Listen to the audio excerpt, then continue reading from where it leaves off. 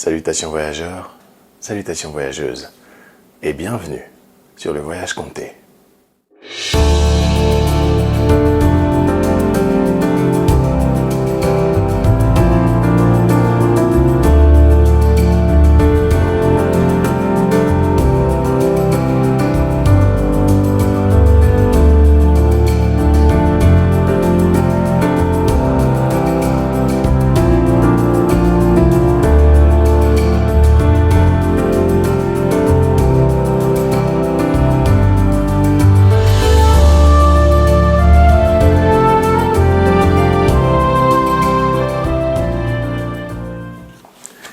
Ici, nous explorons ensemble la culture noire à travers les contes, les histoires, les épopées et les légendes. Aujourd'hui, comme je vous l'avais promis la dernière fois, suite du conte que nous avons initié ensemble, Kaïdara. Je ne vous fais pas attendre plus longtemps. Précédemment, dans Kaïdara, 3 jeunes hommes étaient en quête d'un trésor. Et pour bénir leur route, ils firent un sacrifice, un fourmilier. Sacrifice fait, leur Dieu leur accorda la bénédiction nécessaire à la poursuite de leur voyage. Ils rencontrèrent 3 manifestations différentes du pays dans lequel ils vont. Et après les indications de la 3e, notre histoire continue. Alors, bienvenue à la 2e partie de Kaïdara. Dès que le scorpion eut disparu, Dembourou psalmodia exactement cette incantation. Au mot « Vous ne pourrez plus résister », l'aspect aride de la plaine s'évanouit. À quelques pas devant nos voyageurs, apparut une vallée verdoyante entourant une mare aux eaux limpides et fraîches. Les 3 amis se précipitèrent vers l'eau. Hélas, l'accès en était impossible. Sur une largeur de plus de 6 coudées, la mare était encerclée de reptiles venimeux, dont les plus inoffensifs étaient Père Boa, Mère Vipère, Oncle Cobra et bien d'autres cousins encore, tous plus venimeux que le venin lui-même. Toutes leurs tentatives furent vaines. Dembourou et ses compagnons reculèrent. Ils allèrent se réfugier sous un arbre et se répandirent en lamentations. Amadi s'écria: « Mais quelle est cette mare mystérieuse et si opiniâtrement défendue par ce que la terre possède de plus venimeux en fait de reptiles ? Oh, mare de déception, malheur aux assoiffés qui se ruent vers toi. Nous sommes altérés, notre malheur est achevé, nous nous mourrons au supplice. Faut-il, pour attendrir tes reptiles monstrueux, te chanter des complaintes de mon pays ? Ok, alors écoute. J'appartiens à la noble race, ma souche se trouve au soleil levant. De l'Orient à l'Occident, mes chers ancêtres ont suivi les bœufs lents, dont le garrot majestueux porte une bosse grasse et charnue. La vache et ma mère m'ont nourri tour à tour, et dans la prairie j'ai grandi avec le veau. Quand l'étranger est notre hôte, c'est du lait qu'on lui offre à boire, et c'est du beurre qui cuit ses aliments. Le voyageur ne meurt pas de soif dans mon pays. Il ne faut pas confondre toutes les tétines des mamelles. Celle de la vache prime celle des autres animaux. Après la complainte de Amadi, Dembourou eut la bonne idée de psalmodier de nouveau l'incantation qu'il avait apprise du scorpion. Aussitôt, un gros 5 sortit d'un endroit sablonneux de la mare. Il vint vers les voyageurs désespérés et chanta: « Oh, fils d'Adam, que votre état est piteux. Je compatis à votre malheur, moi l'animal fusiforme. Je suis lourd, mais pas inintelligent. Ma robe est jaune et rousse, celle de ma femme. Toute Toutes deux sont rayées de fines bandes sombres. L'on me connaît partout où Guénot a répandu du sable. Je vous apporte un baume, je désire consoler vos âmes. Oui, certes de la race des lézards je suis. Oui, certes je ressemble au serpent qui mord l'homme au talon.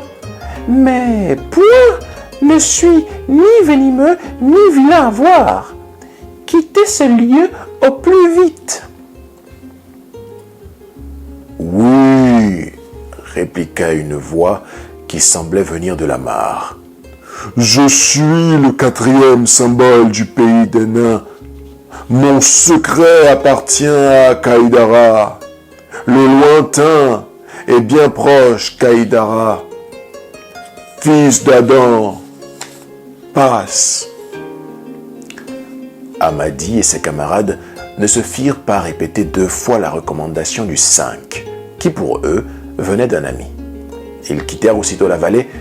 Ils n'avaient toujours ni bu ni mangé, et voici qu'ils aperçurent au loin un arbre touffu aux branches vigoureuses et élancées. Amadi fut le premier à pénétrer sous son ombrage. Là, il vit un petit trou, juste l'empreinte d'un pied de gazelle qui était rempli d'eau. Il dit à ses amis, « Voici un œil d'eau, je vais absorber et advienne que pourra. » Il se mit à plat ventre et aspira l'eau du trou. Aussitôt, le petit trou se remplit à nouveau. Amadi aspira encore, et ainsi, de remplissage en aspiration et d'aspiration en remplissage, Amadi se désaltéra. Ses compagnons émerveillés l'imitèrent. Ils furent, eux aussi, satisfaits. À l'aide d'une feuille d'arbre disposée en entonnoir, dans 3 outres, patiemment ils entonnèrent une quantité d'eau suffisante pour abreuver leurs bœufs et faire provision pour plusieurs jours. Amtudo dit, « Quel est ton secret, ô Eido miséricordieux ?» Un sylphe d'entre les esprits aériens répondit, « Ce petit trou inépuisable fait partie des mystères du pays des nains. Vous avez pénétré, ô fils d'Adam, dans le domaine des pygmées qui gardent les trésors souterrains de Kaïdara. » Et une voix douce, comme une musique, sortit du petit trou. « Je suis le 5e symbole du pays des nains.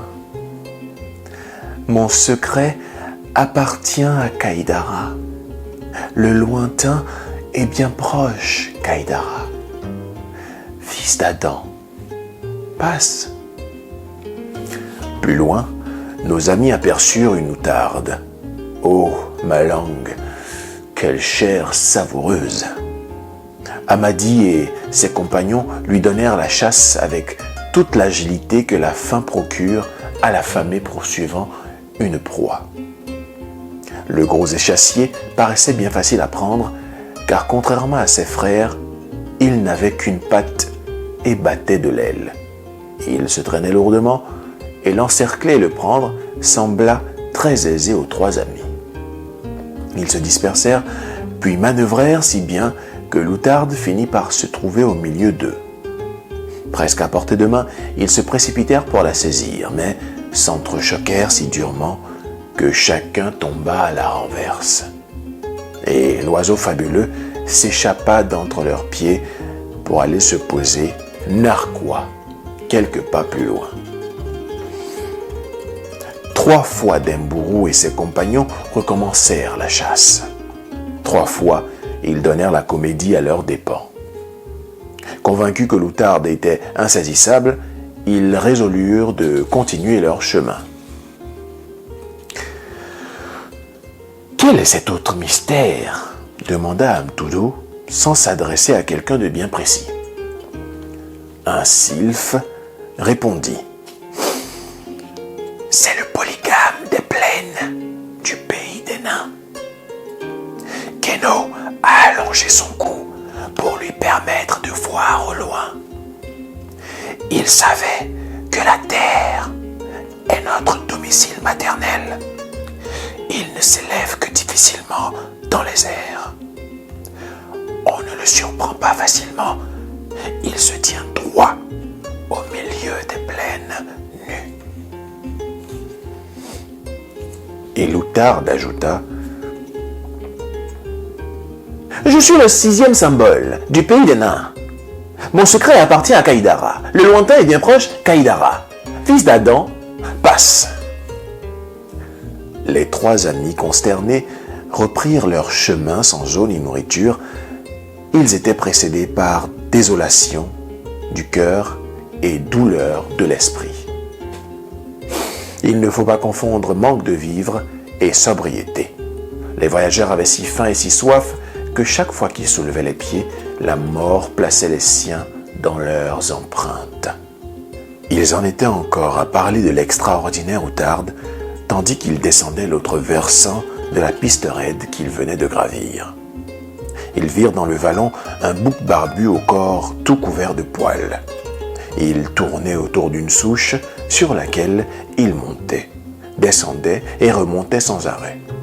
À chaque escalade, le mâle caprin éjaculait sur la souche comme s'accouplant avec une chèvre. Malgré la quantité considérable de semences qu'il déversait, il ne parvenait point à éteindre son ardeur virile. L'animal était si absorbé qu'il ne s'aperçut nullement de la présence des 3 voyageurs, pourtant si proches qu'ils auraient pu lui tirer la queue. Amadi s'écria: « Quelle chose étrange! Quelle réalité enseignes-tu donc là, au bouc barbu, comme patriarche qui sait lire dans les astres et entendre le langage des grains d'eau qui roulent et se chevauchent dans le lit des rivières par eux patiemment creusés? Ce que tu montres là n'est qu'une forme. Quelle en est la réalité? Mes amis et moi sommes accablés par la curiosité. Nous sommes impuissants à comprendre ce que tu symbolises, ô grand mâle aux cornes respectables. » Il ajouta en se parlant à lui-même: « Aux yeux de ma tête, ô mes oreilles, vous n'avez pas fini de voir et d'entendre. » Un sylphe traversa l'air et répondit: « Que de choses des fils d'Adam sont appelés à rencontrer dans leur vie. Ils sauront compter, mesurer, peser ce qui est concret et palpable. Quant à l'essence ultime des choses et des faits, il faudrait qu'ils aillent s'asseoir au pied de Kaïdara, qui seul en connaît la nature et sait classer les phénomènes. Vous êtes, ô voyageurs, au pays des nains. » Aussitôt, le bouc s'interrompit et dit: « Je suis le 7e symbole du pays des nains. Si c'est par la barbe qu'il faut juger les mâles, je suis un patriarche vénérable. L'envergure de mes cornes noueuses est un signe certain de ma virilité. Je répands le liquide de la semence animale sur une source végétale. Mon secret appartient à Kaïdara, le lointain et bien proche Kaïdara, fils d'Adam, passe. » Les 3 amis poursuivirent leur chemin. Éreintés par la soif, la faim et tout ce qui leur était arrivé, ils voulurent se reposer. Et voici qu'en face d'eux apparut un arbre touffu, qui répandait une ombre si drue qu'aucun rayon de soleil ne parvenait à la transpercer. « Allons nous reposer à l'ombre de cet arbre, se dirent-ils, et attendons qu'une accalmie vienne effacer les cauchemars subis. » Chacun se choisit une place et se laissa tomber sur le dos. Quelques minutes après, ils n'avaient plus ni faim, ni soif, et toute trace de fatigue avait disparu. Mais dès qu'ils commencèrent à dormir, l'arbre s'effeuilla. Son opulente frondaison se transporta sur un arbre mort aux branches semblables à du bois de cuisine. L'arbre cadavre qui faisait face au premier se revivifia. Nos 3 dormeurs se retrouvèrent soudain sous un soleil de plomb qui les tira vite de leur somnolence. Quelle ne fut pas leur surprise? À quoi attribuer cette mutation magique? Dembourou se hasarda: « Mes frères, les abeilles butinent un arbre en fleurs Elles ne perdent jamais leur temps dans les branches que la mort a blanchies. Passons donc sous l'arbre en feuilles et laissons l'arbre abandonné par Kétiol, le dieu qui donne aux plantes leur verdure. Les jeunes gens prirent leurs affaires et ils allèrent s'installer à l'ombre de l'arbre qui venait de ressusciter. Amtudo dit « Décidément, nous sommes au pays des miracles, où l'œil voit des phénomènes que ne peut comprendre l'intelligence ordinaire. Toujours Kaïdara, toujours, allez chez Kaïdara. Nous appartenons à Kaïdara. Pourquoi notre cœur ne nous instruit-il pas? Pourquoi ne nous dévoile-t-il pas le sens exact des symboles qui nous intriguent au pays de Kaïdara? Et quel est le bon génie qui viendra développer notre sens caché et nous permettre d'acquérir le savoir vrai des choses? Un sylphe répondit dans les airs. L'apprenti forgeron tire sur le soufflet de la forge durant des années, avant de recevoir de son maître le secret du savoir qui permet de transformer les métaux en outils maniables. Que ne faites-vous comme lui, ô voyageurs du pays de Kaïdara? Dès que le sylphe se tut, le feuillage abandonna le nouvel arbre pour aller se fixer derechef sur le premier. La scène se renouvela 3 fois. Aucun doute, les 2 arbres sont eux aussi des symboles, affirma Amadi. Alors, un oiseau mâle au plumage bigarré, au bec et aux pattes rouges, qui voltait entre les arbres, dit « Certes, vous êtes au nombril du pays des nains. » Et les 2 arbres reprirent en chœur. « Nous sommes un couple hermaphrodite, un couple de jumeaux. Nous sommes le 8e symbole de Kaïdara. Notre secret appartient à Kaïdara. Nous sommes le 8e symbole du pays des nains. Notre secret appartient à Kaïdara, le lointain et bien proche Kaïdara. Fils d'Adam, passe. » Miraculeusement, les voyageurs n'éprouvaient plus la faim qui les avait jusque-là tenaillés. Ils se mirent en route sans savoir au juste où les menaient leurs pas. Il fallait marcher de toute façon, et ils marchaient donc avec les ombres qui marchaient. Et si on s'arrêtait là? Ça commence à devenir intéressant. Je ne sais pas si vous vous rendez compte du voyage qui est en train de se dérouler, mais chaque partie semble donner une leçon. Je suis curieux de savoir si vous arrivez à percevoir ce que Demburu, Haïdara et Amtudo sont censés apprendre de ce voyage jusque-là.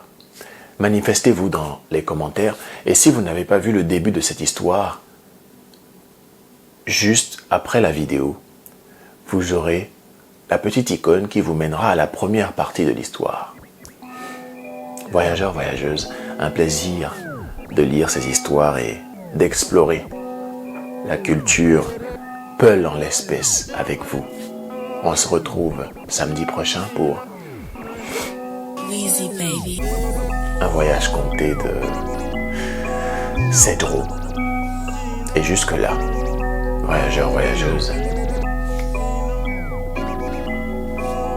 bonsoir.